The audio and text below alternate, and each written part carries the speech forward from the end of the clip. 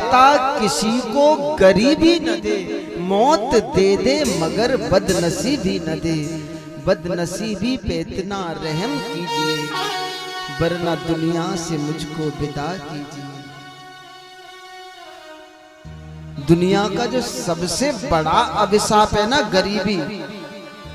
याद रखना, जिस समय लोगों को पता चल जाए ना कि अब आपकी स्थिति डावाडोल है, भले ही घर में कुछ भी ना हो, लेकिन पड़ोसी को भी पता मत चलने देना,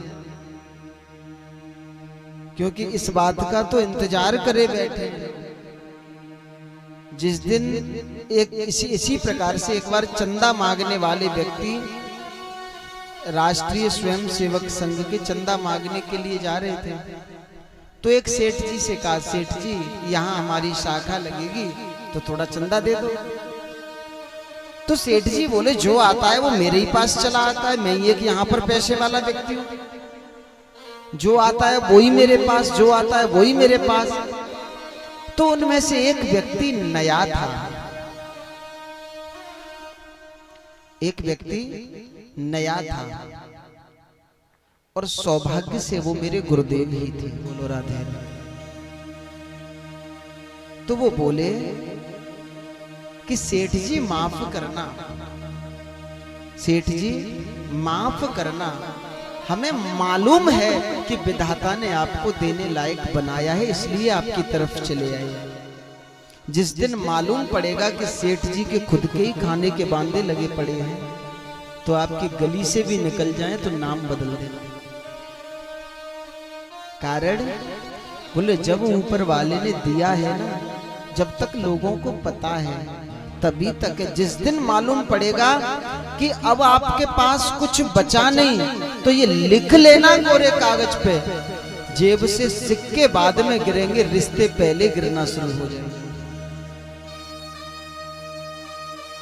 ये आपकी चमक दमक देख करके जो आपको कुर्सी दिए फिरते हैं ना, जब आपके पास कुछ भी नहीं बचेगा तो वही आपसे बोलेंगे, काम करिए बाबूजी आए, कुर्सी लेकर के आना, बिठा दे इनको। कारण बोले, कर्मों की है ये खेती, फल आज पा रहा है, अवश्य मेव भुक्तव्यम। भगवत गीता में भगवान कृष्ण कहते, कृतः कर्म शुभाशुभ। रामायण कहती है, कर्म प्रधान विश्व करे राखा, जो जस करहि सो तस फल चाखा। भागवत की कथा कहती है, कर्मणाः जायते जंतुः कर्मणैव विलीयते, सुखम दुखम भयम क्षेमम कर्मणैवाभिपद्यते। कर्म के आधार पर व्यक्ति का जन्म होता है, कर्म के आधार पर मृत्यु, सुख दुख आदि मिलते हैं। बोले, कर्म कैसे नष्ट होगा? बोले, कर्म को नष्ट होने के लिए सबसे अच्छा उपहार है कि श्री गुरुदेव की कृपा हो जाए, तो सारे कर्मों का ये मानो, जो आपके ऊपर पहाड़ बनकर के दुख आने वाला था, वो एक रेत के तिनके के समान हो जाता है।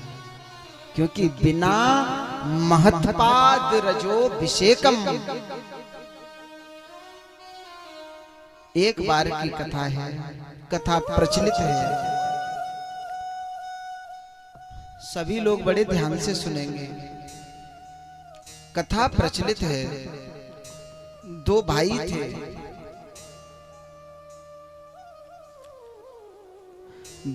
थे, तो उनमें से